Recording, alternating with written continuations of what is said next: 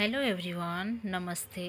आज म हजुरहरूको माझमा लिएर आएको छु यो लौका र चना दालको रेसिपी। आशा गर्दछु कि हजुरहरूलाई पनि यो रेसिपी मन पर्नेछ।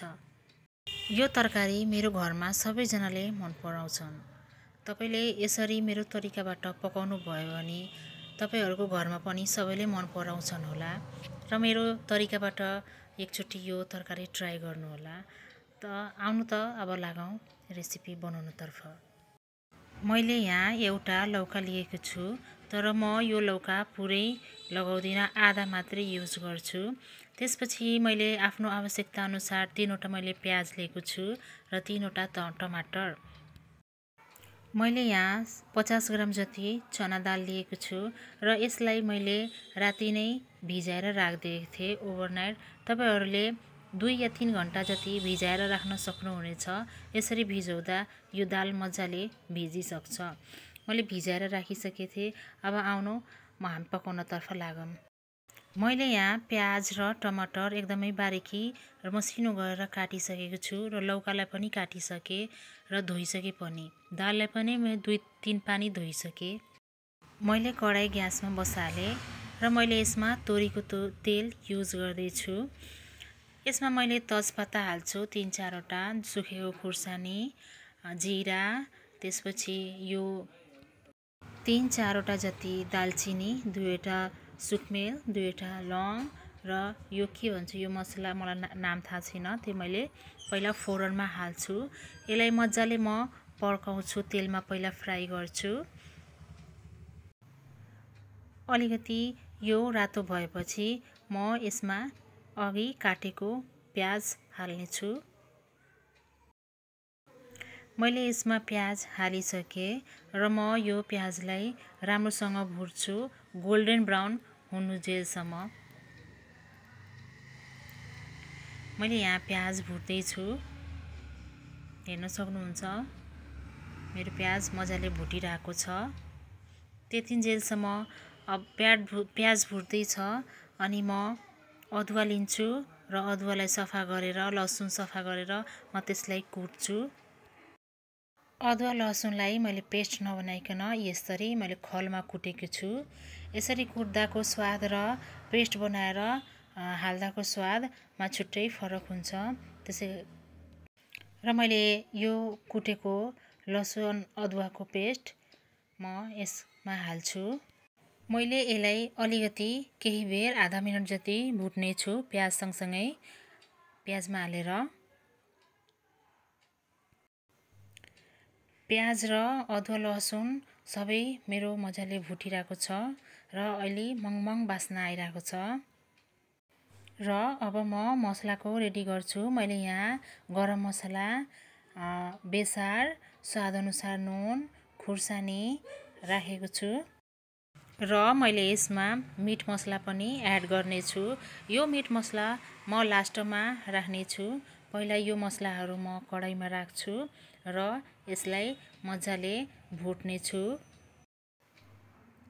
यसलाई म अलि केही बेरसम्म भुट्छु अनि यसमा मैले पानी एड गर्छु। यो पानी एड गरेर म यसलाई यसमा टमाटर हाल्छु अनि यसलाई छोप्दिन्छु र यो मजाले मेल्ट हुन्छ, पाक्छ अनि मेल्ट हुन्छ अनि एकदम मिठो नै यही हो मेन यो तरकारीको जान।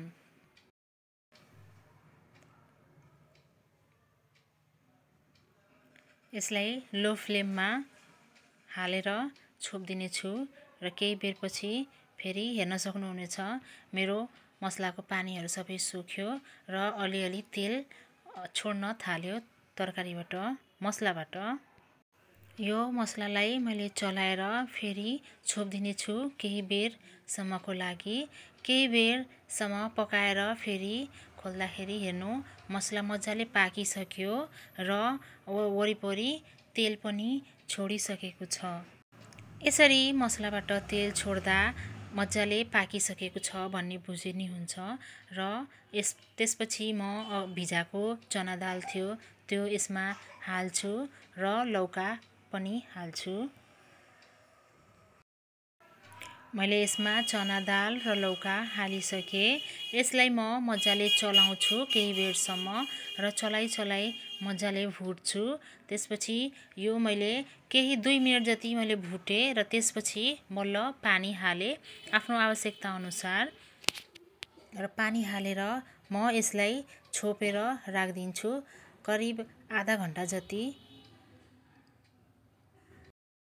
र केही बेरपछि फेरि हेरौँला यो पाकेछ कि छैन। यदि हजुरहरूलाई मेरो यो भिडियो मन पर्छ भने प्लिज लाइक सब्स्क्राइब गरिदिनु होला।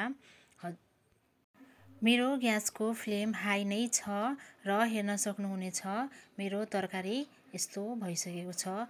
अब म एड गर्नेछु अघि मैले भनेको थिएँ मिट मसला, त्यो मिट मसला यसमा एड गर्छु र 2 मिनेट जति फेरि यो तरकारीलाई पकाउने छु। म यसमा एड गर्दैछु जबसम्म यो मिट मसला, तबसम्म हजुरहरूले प्लिज मेरो यो च्यानललाई लाइक र सब्स्क्राइब गरिदिनु होला। र मैले यसमा मसला हालिसक्दा मैले फेरि यसलाई छोपेर पकाएको छु। अब हेर्न सक्नुहुन्छ मैले 2 मिनेट गरेर यसलाई पकाएको। अब मेरो तरकारी पाकिसक्यो। हेर्न सक्नुहुन्छ यसको टेक्सचर कति राम्रो देखिरहेछ र मजाले पाकिसक्यो।